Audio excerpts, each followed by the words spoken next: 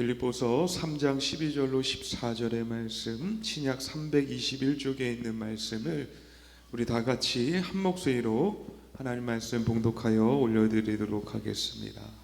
우리 다 함께 읽도록 하겠습니다. 시작. 내가 이미 얻었다 함도 아니요 온전히 이루었다 함도 아니라 오직 내가 그리스도 예수께 잡힌 바되 그것을 잡으려고 달려가노라. 형제들아, 나는 아직 내가 잡은 줄로 여기지 아니하고 오직 한 일, 즉 뒤에 있는 것을 잊어버리고 앞에 있는 것을 잡으려고 표대를 향하여 그리스도 예수 안에서 하나님이 위에 부름의 상을 위하여 달려가노라. 아멘. 하나님의 기준을 향해 달려가라 라는 제목으로 같이 하나님 말씀 같이 나누도록 하겠습니다. 대개 이 교회에서 이 예배가 드려지고 또 목사님들이 나와서 이 말씀을 이렇게 전할 때 보면은요, 교회를 오래 다녔던 사람들은 잘 아는데 오랜만에 오시거나 또 처음 다니시는 분들은 야, 목사님이 대단한 능력이 있나 보다라고 그런 착각하는 생각들을 가지고 있어요. 이 목사님은 참 대단하신가 보다. 목사님들 가운데 대단한 사람은 아무도 없습니다. 그 말씀이 대단한 거고요. 하나님의 말씀을 많은 사람들에게 전할 때 그 말씀 속에 거하셔서 일을 하시고 있는 성령 하나님이 대단하신 것입니다.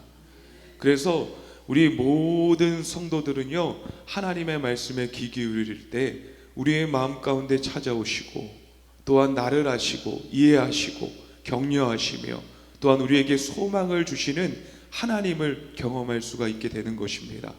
간절히 원하는 것은 말씀을 들을 때마다 말씀 속에 거하시고 우리 가운데 새로운 은혜를 허락하시는 그 주님을 만날 수 있게 되기를 주님의 이름으로 간절히 축원합니다.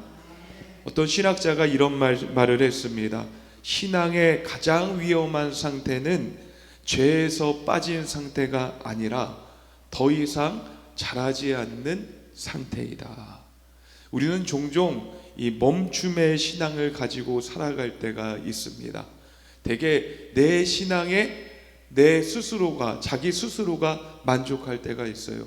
나 예배도 드리고 있고 또 봉사도 어느 정도 하고 있고 또 헌금도 이 정도 드리고 있어. 이 정도만 교회를 다녀도 이 정도면 괜찮지 않겠느냐. 하지만 그것은요, 자기 만족일 수가 있습니다. 또 다르게 표현해서는 정체일 수가 있습니다. 오늘 우리가 함께 읽었었던 이 본문의 말씀에 사도 바울은 뭐라고 얘기하냐면 그가 감옥에 있을 때 이런 고백을 합니다. 내가 이미 얻었다 함도 아니요 온전히 이루었다 함도 아니라. 그의 나이가 이미 노년이었습니다. 70이 훨씬 넘은 그런 나이였습니다. 또한 사역은요 절정이었습니다. 그러나 그는 멈추지 않았습니다. 그는 자신을 향하여 뭐라고 얘기하냐면 내가 예수님께 붙잡힌 자로서 주님이 바라시는 그 기준을 향하여서 내가 끊임없이 계속 달려간다 라고 얘기를 하고 있습니다. 오늘 이 시간 하나님께서 우리에게 이렇게 말씀하시고 있어요. 멈추지 말아라. 내가 세운 기준까지 올라가라. 하나님의 뜻을 알 만큼 계속 자라가라. 오늘 이 말씀을 통해서 오늘의 우리의 신앙이 하나님의 기준을 향하여 올라가고 달려갈 수 있는 믿음이 되어질 수 있게 되기를 간절히 축원합니다. 이 빌립보서는요, 바울이 로마의 감옥에서 기록한 옥중 서신입니다. 감옥은 대개 인간의 인생에 있어서 정지점입니다. 뭐 할 게 없어요. 발전할 수도 없고 나아질 수도 없고 또한 활동하는데도 제약이 있고 먹는 것도 마음껏 누릴 수가 없는 정지점입니다. 그런데도 불구하고 사도 바울은 뭐라고 얘기하냐면 내가 감옥에 있는 것조차 그곳에서 하나님을 향하여 예수 그리스도를 향하여 달려간다라고 고백하고 있습니다. 감옥의 쇠사슬은 그의 몸을 묶었지만 그의 영혼을 멈추어 세지 못하게 했다는 것입니다. 이 빌립보 교회는요, 이 사도 바울이 첫 유럽 교회에서 세운 교회입니다. 그래서 그의 마음에는 아주 각별함이 있었습니다. 그러나 그 교회 안에서 외적인 박해와 내적인 분열이 있었어요. 그래서 사도 바울은 이 빌립보 교회 성도들을 향하여서 신앙은 멈추는 것이 아니라 계속 성장해야 된다. 여러분, 부부가 서로 사랑해서 결혼을 합니다. 결혼을 하고 우리가 끊임없이 서로를 이해하고 품어주며 사랑하겠노라 다짐을 합니다. 근데 부부싸움을 하더라고요. 서로가 사랑을 해서 큰 사랑을 해가지고 결혼을 했는데 어쩔 수 없이 부부싸움이 일어나고 말다툼이 일어나는 게 대반사입니다. 제가 예전에 사역했던 교회에 담임 목사님이 계시는데 그분은 결혼한 지가 40년이 넘으셨어요. 근데 설교 단상에서 뭐라고 말씀하시냐면 자신은 여태까지 아내와 결혼하면서 한 번도 부부싸움을 한 적이 없으시다고 그렇게 말씀하시는 거예요. 그래서 많은 성도님들이 참 대단하다, 어떻게 사모님과 한 번도 안 싸우시냐. 저한테는 물어보지 마세요.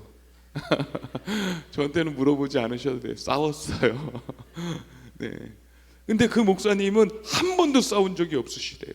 무슨 일이 일어날 것 같으면 기도하러 가시고 무슨 일이 일어날 것 같으면 입을 닫고 그냥 다 들어주신 것 같아요. 참 좋으시고 착하신 분이셔요. 아무튼 그랬다고 하더라고요. 근데 서로 싸움이 일어나지 않고 다툼이 일어나지 않고 또 분열이 일어나지 않게 하기 위해서 어떻게 되냐면요, 더 큰 마음으로 품어주고 이해해주고 사랑해주고 동감해주고 또 자기가 먼저 움직이면 되는 것입니다. 너 나한테 그렇게 안 했지, 나도 너한테 그렇게 하나 봐라. 그거는요, 서로가 부부의 관계 가운데서 정지된 상태인 거예요. 서로가 더 이해해 주려고 하고 더 좋은 것으로 채워주려고 하고 더 아름답고 이쁜 말들을 하려고 노력을 하면은요, 그 가정은요, 아름다운 가정 또한 사랑이 끊이지 않는 가정이 될 수가 있습니다. 동일하게 신앙도 마찬가지예요. 내가 신앙이 좋아지고 하나님 앞에 나왔다면은요, 그것으로만 만족하는 것이 아니라 신앙의 신비의 세계를 들어갈 수 있어야 됩니다. 신앙의 신비의 세계가 뭡니까? 나에게 찾아오신 예수 그리스도를 만나는 것이에요. 그분의 음성을 듣는 것이에요. 그분이 나를 위해서 무엇을 했는지에 대한 그 놀라운 비밀들을 경험하는 것입니다. 그리고 그 은혜 안에서 살아가는 것이 어떤 것인지를 알아가는 것이 이 신앙의 놀라운 신비의 세계라는 것이에요. 사도 바울은 신앙의 절정에 있었고 사역도 참 많은 사역의 열매를 맺었고, 그렇지만 지금은 이 로마에 의해서 감옥에 갇히게 되었지만, 유대인들에 의해서 감옥에 갇히게 되었지만 본인에게 끊임없이 얘기하는 것은 나는 아직도 멈춘 적이 없다. 나는 끝까지 예수 그리스도를 향해 달려가고 있는 여정 속에 있다라고 고백을 하고 있는 것입니다. 우리 한번 12절 말씀 우리 다 함께 읽도록 하겠습니다. 시작.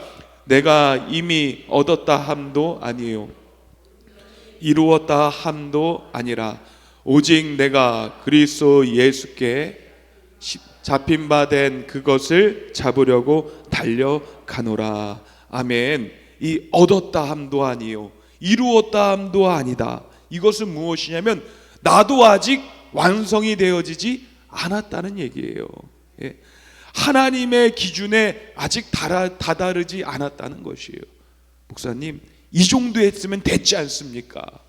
사도 바울은 그 얘기가 통하지 않는 사람이었어요. 나는 아직도 부족합니다. 하나님께 드릴 게 더 많고요, 하나님 앞에 나아갈 수 있는 시간이 더 많고요, 사도 바울은 그렇게 얘기하는 것이에요. 아직 나는 하나님의 수준에 다다르지 못했다는 것이에요. 이 고백은요, 겸손한 표현일 뿐만 아니라 신앙 성장의 원동력입니다.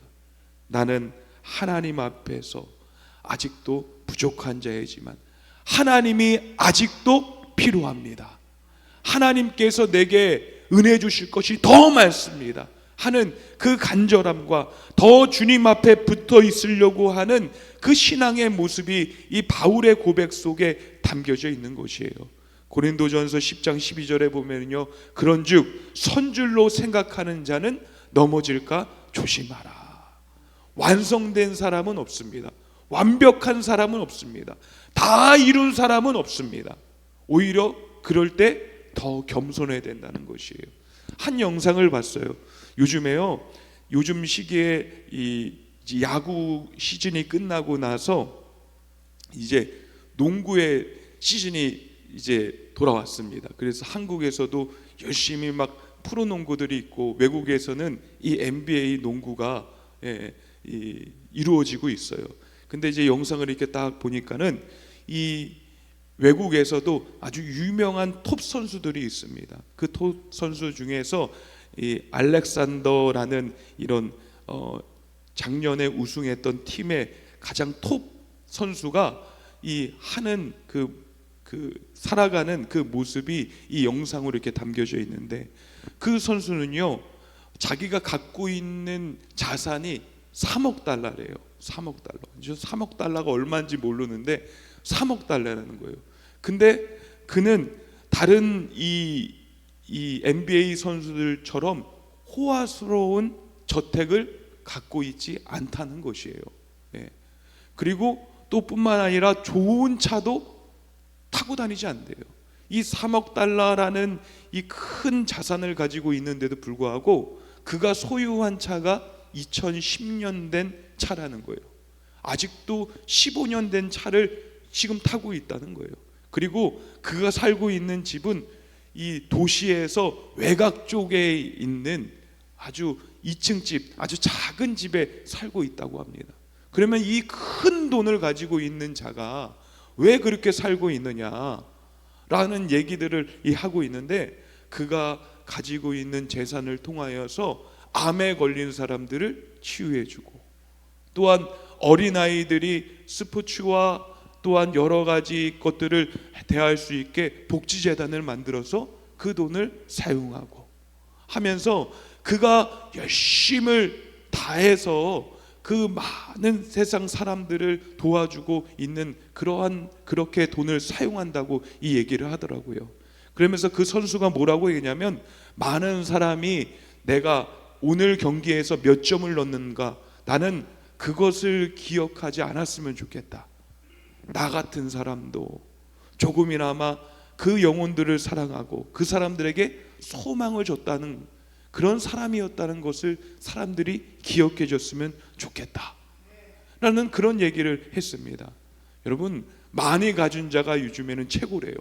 근데요, 그런 사람들 가운데서도 겸손한 자가 있고요, 많이 배운 자 안에서도요, 더 낮아진 자세로 많은 것들을 배우려고 하는 사람들이 있습니다.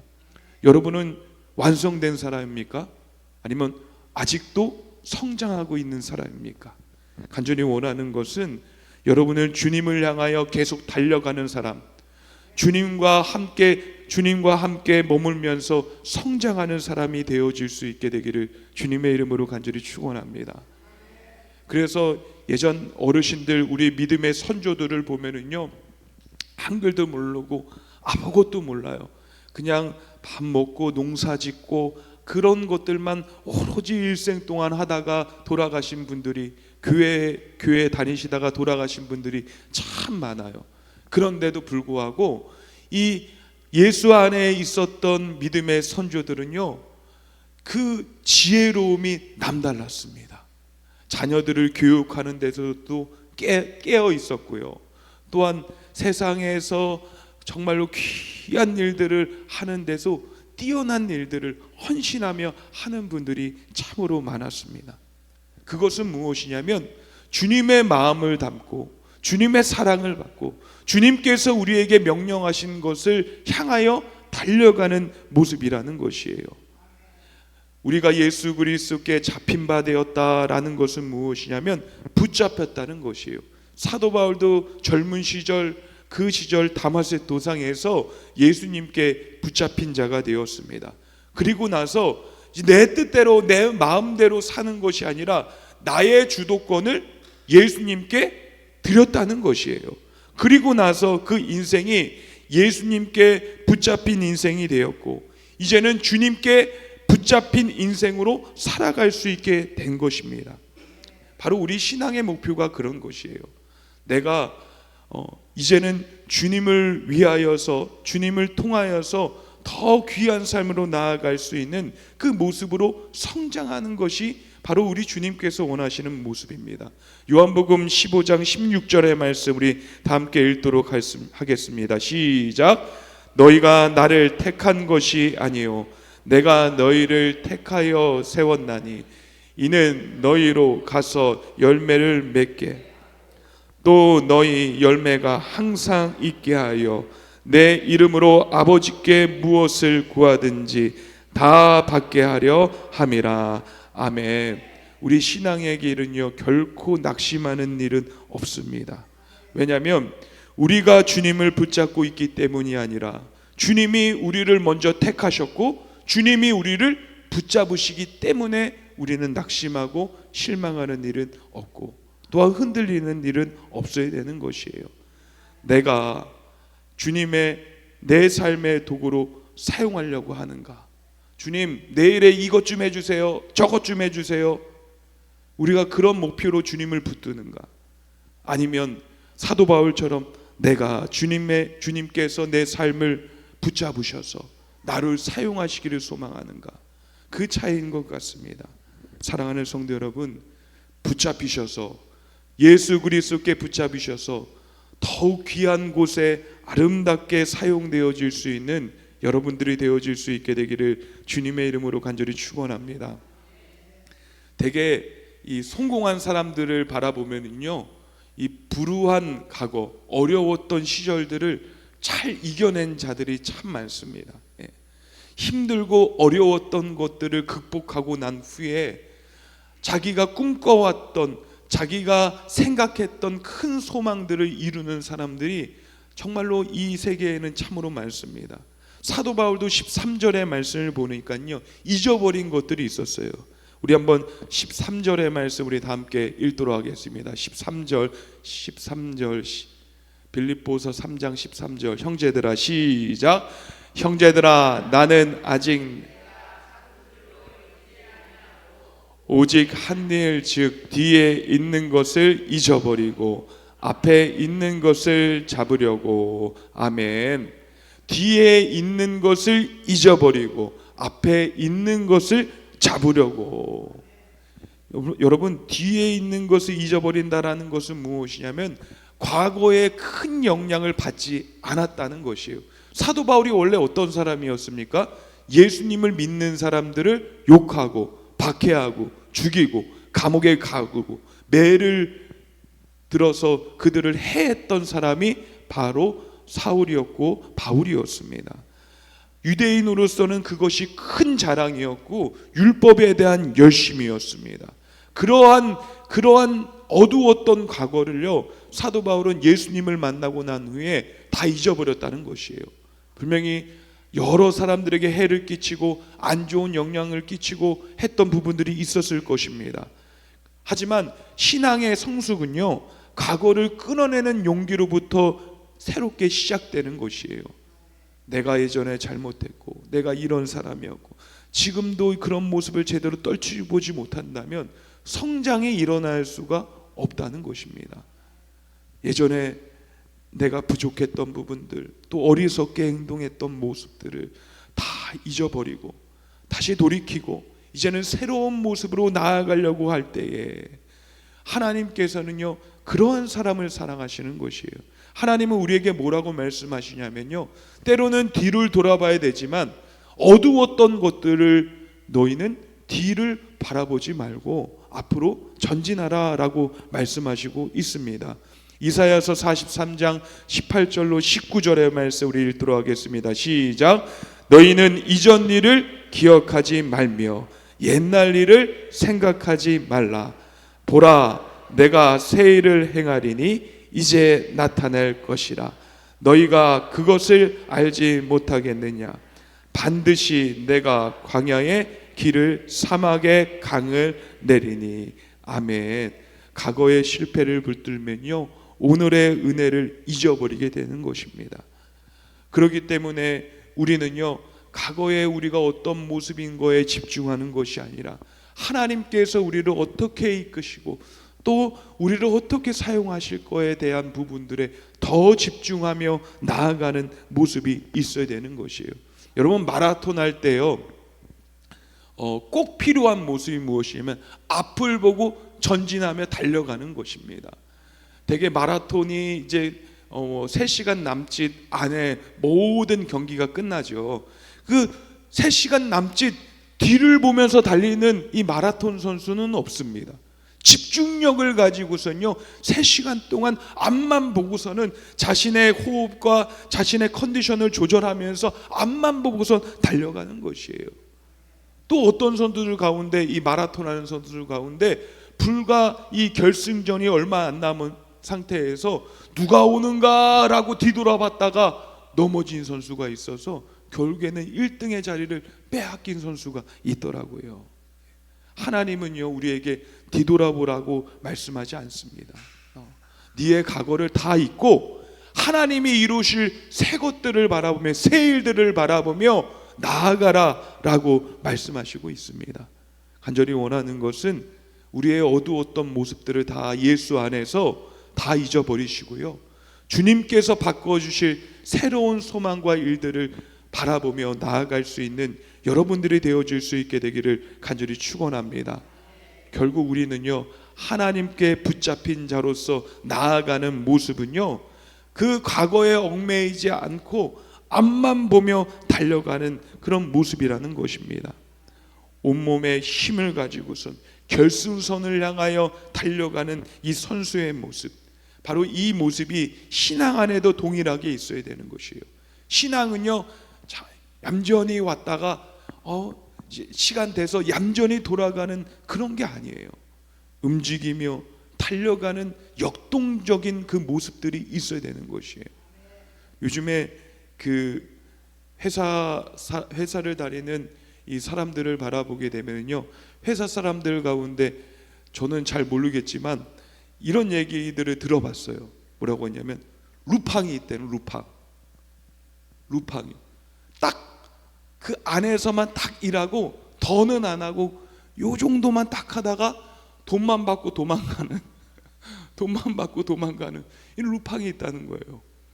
그래서 그 사람들 보면 왜 이렇게 꼴불견인지, 책임감을 가지고서는 맡겨진 일들을 다 완수하고 또는 자기가 헌신을 하면서 그런 일들을 하려고 하는 사람들이 요즘 시대에는 점점 적어지고 있다는 것이에요.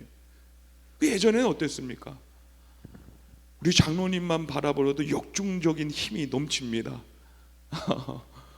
연세가 있으신데도 불구하고 어저께도 이 교회 오셔가지고 여기 사택 옆에 있는 남의 교회, 남의 건물에 있는 나무들을 가지를 다 치셨어요. 그 나무님이 다 떨어지는 거예요. 제가 젊잖아요. 그래서 도와드리려고 하는데 또 제 손을 자를까 봐 저도 겁나서 또 못하겠고, 그래서 뭐 제가 할 수 있는 것이라고는 이 사다리 또 타고선 이렇게 하는 건데, 장로님 제가 사다리 제가 3층까지 올려놓을게요 이렇게 얘기하는데, 아이 목사님 하지 마세요. 제가 그 정도는 제가 더 잘할 수 있는데 아니 또 막으셔서 못 해주셨어요. 우리 신앙인은요 하나님께서 원하시는 그 정도만 그냥 보셨을 때 이 정도만 하고선 만족하는 것이 아닙니다. 하나님께서는 우리의 모든 것을 다 바라보시고 감찰하시고 있습니다. 저 이 정도면 됐죠? 그게 아닌 거예요. 하나님이 만족하셨더라도 우리는 더한 것을 드릴 때 하나님께서는 우리를 향하여서 감동하시는 것이에요.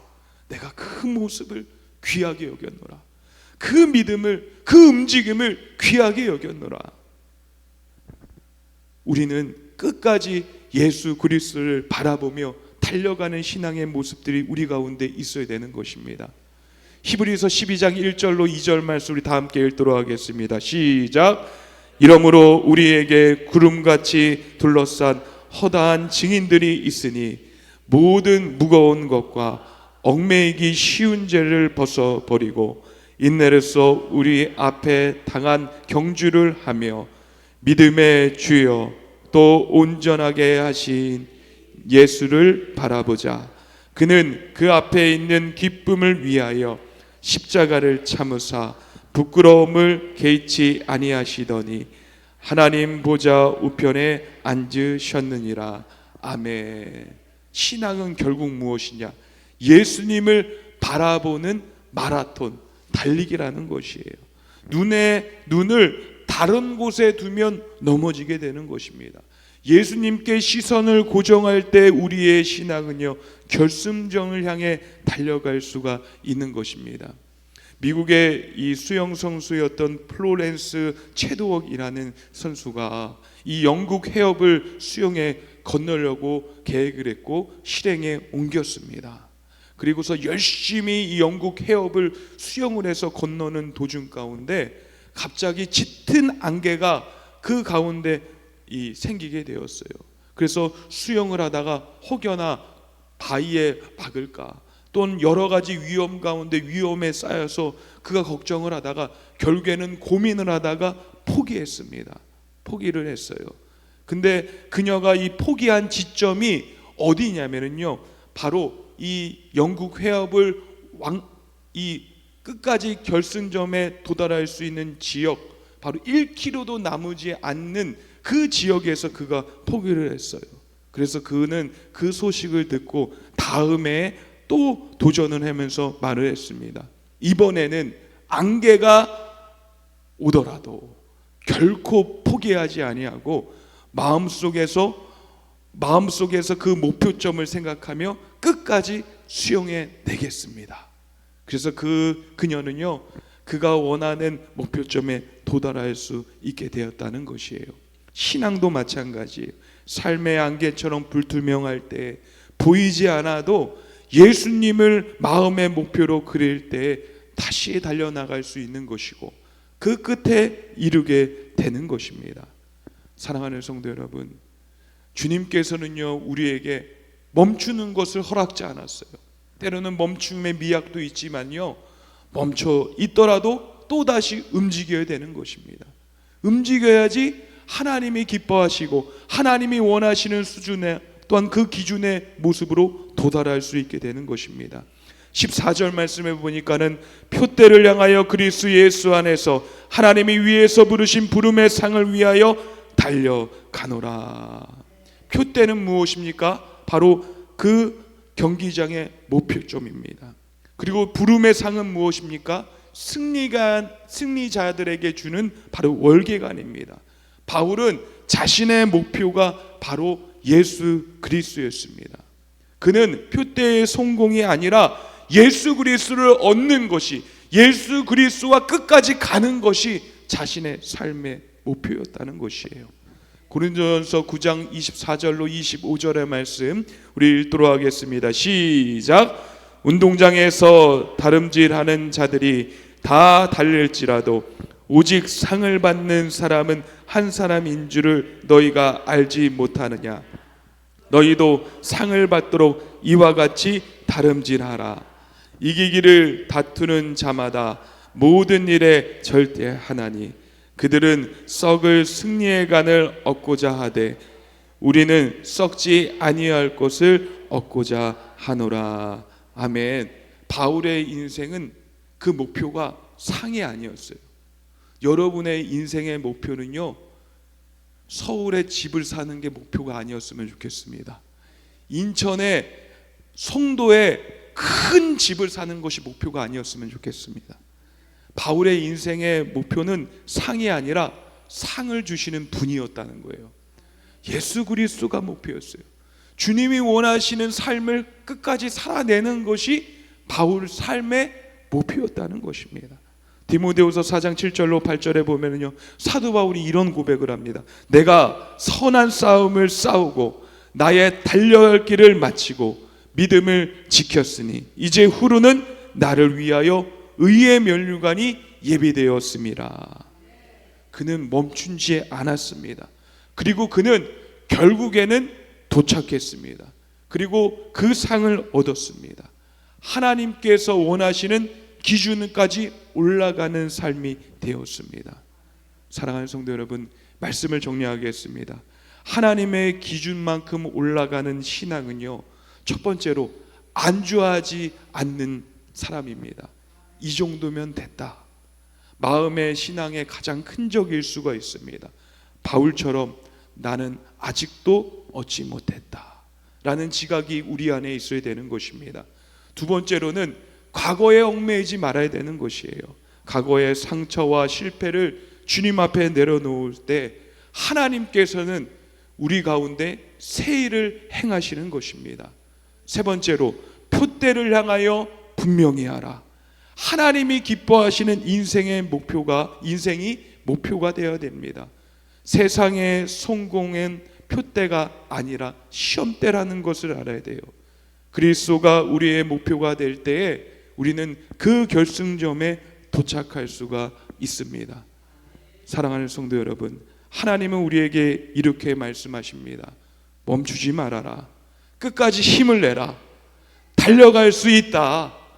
나를 끝까지 바라보면 내가 원하는 지점에 너희가 이르게 될 것이다.